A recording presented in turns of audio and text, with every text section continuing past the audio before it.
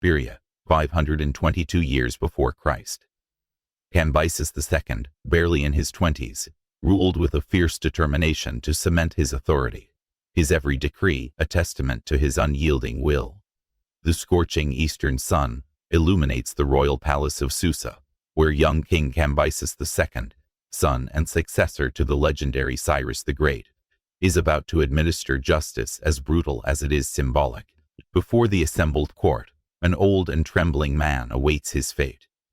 His name is Sisamnes, a royal judge of Persia, whose once respected name now whispered betrayal in the corridors of power.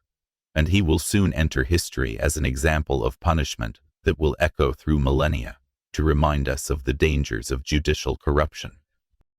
The screams that will soon reverberate through the palace halls will mark not only the end of a man, but the beginning of a legend, that of the judge whose skin was stripped from his living body to upholster the chair where his own son would continue his legacy. How did a respected authority meet such a terrible fate? To understand, we must return to the moment when Sisamnes committed the fatal error that would seal his sentence. His greed, as Herodotus later wrote, was a poison that corrupted the sacred trust of his office. In the vast Persian Empire, the greatest power of the ancient world, the judicial system was fundamental to maintaining order across territories stretching from India to the Mediterranean. Royal judges occupied positions of extreme prestige, serving as direct representatives of the sovereign's justice. Sisamnes had served for decades in this role, adjudicating disputes, judging criminals, and arbitrating conflicts between nobles and merchants. His rulings had once been revered, but whispers of his growing avarice began to taint his legacy. In a society where trust in justice was an essential pillar of political stability, judges were expected to be incorruptible. That at least was the expectation. Reality, as often happens, proved more complex. Ancient historians, primarily Herodotus, the father of history, report that Sisamnes succumbed to the temptation that accompanies power, corruption. Herodotus, writing in his histories, noted that such betrayals were seen as crimes against the state itself, threatening the empire's moral foundation. The case that precipitated his downfall involved a territorial dispute between two Persian nobles. One of them, knowing his legal arguments were weak, offered Sisamnes a substantial amount of gold to influence the verdict in his favor.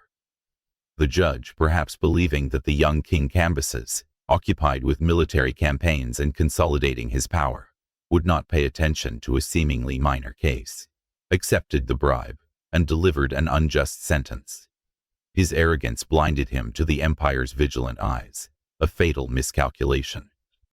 No empire, however, maintains its greatness without an efficient information system.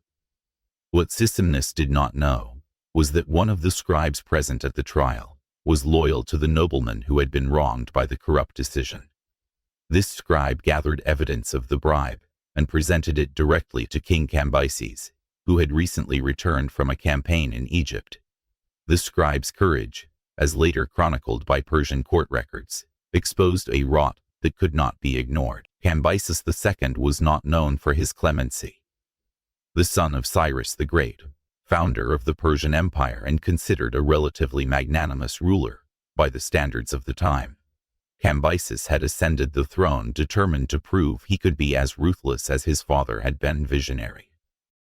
A 19th-century analysis in the Journal of Near Eastern Studies highlights Cambyses's obsession with upholding Achaemenid ideals of truth and justice. Heir to a colossal empire, he was resolved to demonstrate that justice under his reign would be swift and exemplary. Upon receiving evidence of Sisamnes' corruption, Cambyses did not hesitate. He ordered the immediate arrest of the judge and summoned the entire court to witness the trial. The symbolism could not have been clearer. He who should judge would now be judged, and there would be no appeal for his sentence. The court buzzed with tension, nobles fearing the precedent this trial would set. Sisamnes was dragged into the great hall of the palace, where the king himself presided over the session. Witnesses were heard, evidence presented. The judge, confronted with irrefutable proof, confessed his crime. The confession, however, did not appease the monarch's wrath. On the contrary, it demonstrated to Cambyses that corruption had taken root at the heart of his judicial system, a threat that needed to be extirpated in the most forceful way possible. Herodotus recounts that Cambyses's fury was palpable, his voice shaking with rage as he condemned the betrayal.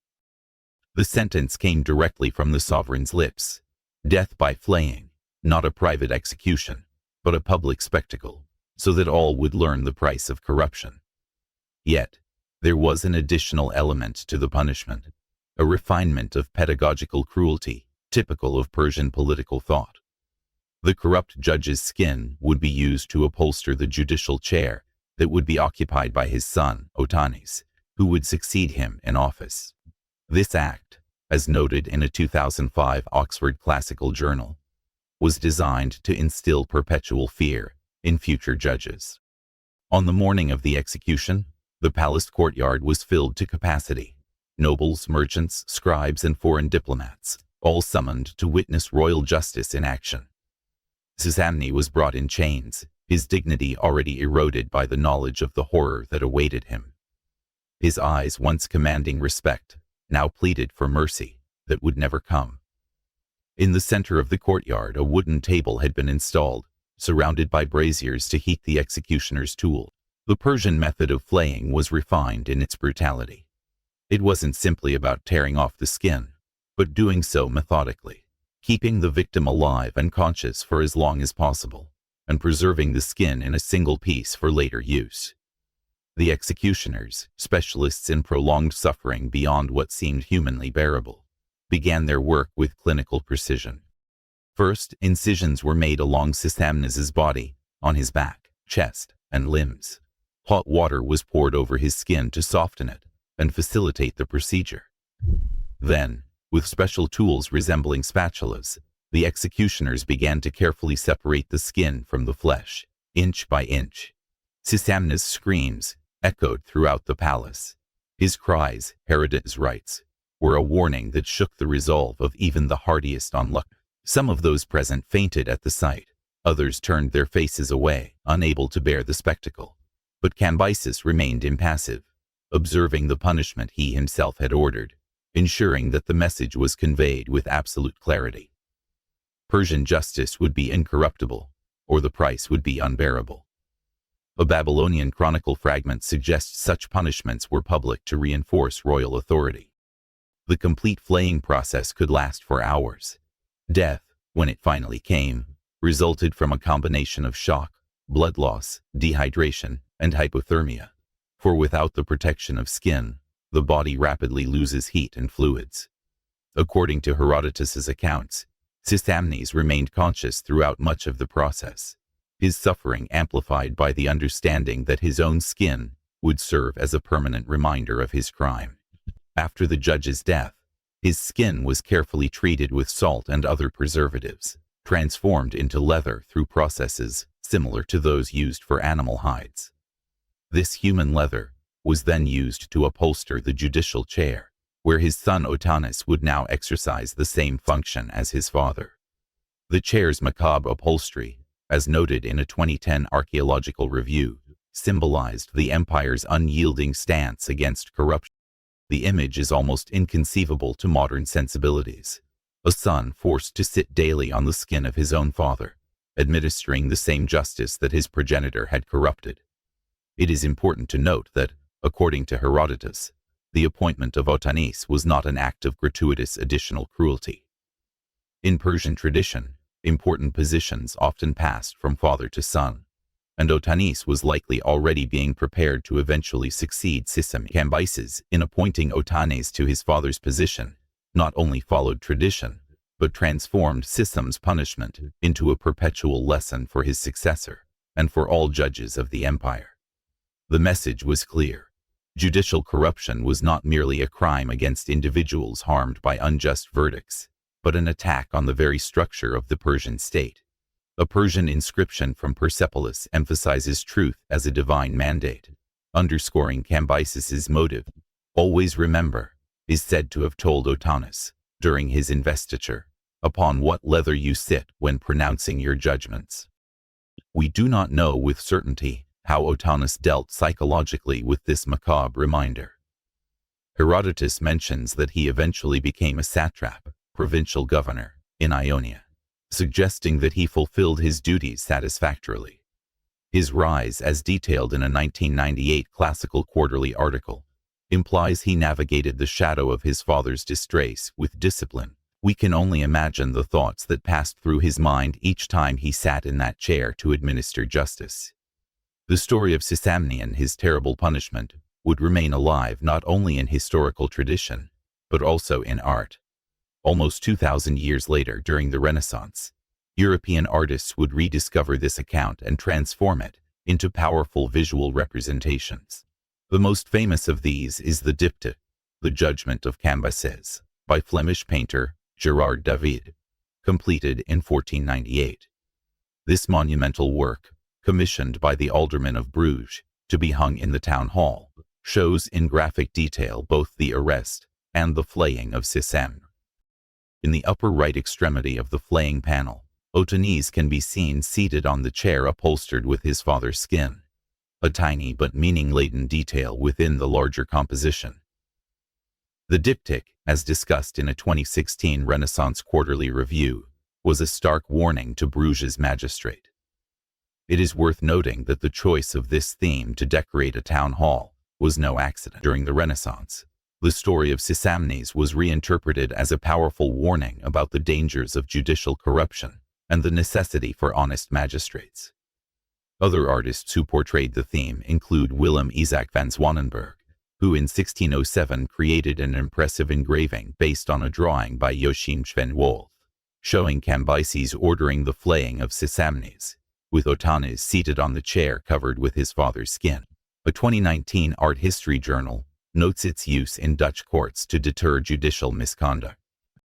Even in the modern era, the story of Sisamnes continues to exercise considerable symbolic power. In 2012, protesters brought reproductions of Gerard David's painting to a Moscow courthouse during the trial of anti-government demonstrators in a clear message about perceptions of judicial corruption. A Radio Free Europe report from 2019 details similar uses in Ukraine, highlighting the story's enduring protest value. The execution of Sisamnes raises, of course, profound questions about justice, punishment, and the use of terror as an instrument of governance. By contemporary standards, flaying represents an unjustifiable cruelty, regardless of the crime committed. However, in the context of the ancient world, where public execution served not only as punishment, but as educational and preventive tools, Persian logic had its own internal coherence. By transforming Sisamnes's body first into a spectacle, and then into a functional object, the covering of a chair, Cambyses was not merely punishing one man, but creating an enduring symbol. The chair, upholstered with human skin, became a permanent monument to the dangers of corruption and a daily reminder for all those who administered justice in his empire. A 2020 Philstar article underscores its modern resonance as a metaphor for accountability. The story also underscores the fundamental importance that ancient societies attributed to impartial justice. In a world without the complex systems of checks and balances that characterize modern democracies, the honesty of judges was crucial to the legitimacy of governing power. A corrupt judge not only harmed individual litigants, but threatened the very stability of the state. Although the specific details of Sisamnes' story have been preserved, primarily by Herodotus, whose work histories was written approximately 75 years after the events, there are reasons to believe in the general authenticity of the account.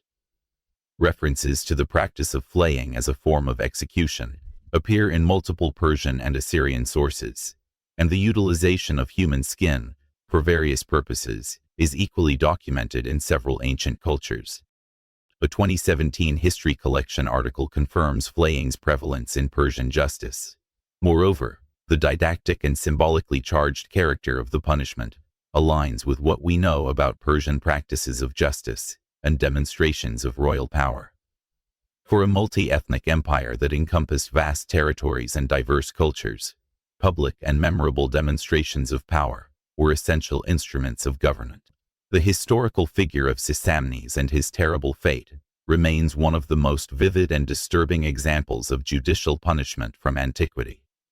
Whether as a historical character or as a symbol, the flayed judge continues to remind us of the perennial ideals of impartial justice and of corruption as a fundamental betrayal of public trust. When modern judges assume their functions, they fortunately do not sit on chairs upholstered with human skin. Nevertheless, the principle that Sisamnes' story so graphically illustrates, that corrupted justice deserves the severest consequences, continues to resonate, even if now materialized in more humane forms of accountability. A 2022 Picstory piece emphasizes its relevance in modern Iran, where justice remains a cultural ideal. What is perhaps most disturbing about this millennia-old story is how it continues to find relevance in contemporary contexts. Whenever cases of judicial corruption arise, the image of Sisamnes' chair, with its macabre recovering resurfaces, as a powerful metaphor for the social costs of compromised justice. Today, when visiting the Grenage Museum in Bruges, Belgium, we can contemplate Gérard David's masterpiece that immortalized this story. The painting, with its meticulous composition and graphic details, continues to provoke discomfort and reflection in modern viewers, a testament to the enduring power of this narrative. Sisamnes, the judge who was flayed alive and whose skin was nailed to his successor's chair, thus offers us not merely a glimpse of the brutal justice of antiquity, but also a mirror in which we can examine our own conceptions of justice, corruption, and the sacred responsibilities of those to whom we entrust the power to judge.